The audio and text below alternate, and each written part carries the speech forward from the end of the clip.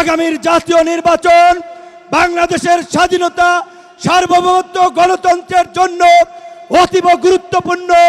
কোন উগ্রপন্থী গোষ্ঠীর হাতে যেন ক্ষমতা চলে না যায়।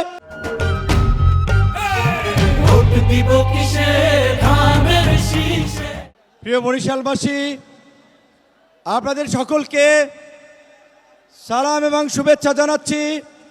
আজকে বরিশালের মাটিতে দীর্ঘ 2 দশক পর আমাদের মাঝে উপস্থিত হয়েছেন বিএনপির চেয়ারম্যান, আমাদের সকলের হৃদয়ের স্পন্দন, আগামীর বাংলাদেশের প্রধানমন্ত্রী জনাব তারেক রহমান, তার সাথে ঢাকা থেকে জাতীয় নেতৃবৃন্দ, বরিশাল বিভাগীয় নেতৃবৃন্দ, বরিশাল বিভাগের 21 আসনের বাংলাদেশ জাতীয়তাবাদী দল বিএনপি এবং তার জোট সঙ্গী প্রার্থী সকলের পক্ষ থেকে আগামী 12 ফেব্রুয়ারি নির্বাচনে আপনাদেরকে ধানের শীষে ভোট দিয়ে, এবং আপনারা জানেন এই বরিশাল বিভাগের মধ্যে ভোলা 1 আন্দালি ব্রাহ্মণ পার্থ এবং পটুয়াখালী 3 আমি ট্রাক এবং গরুর গাড়ি মার্কায় নির্বাচন করছি।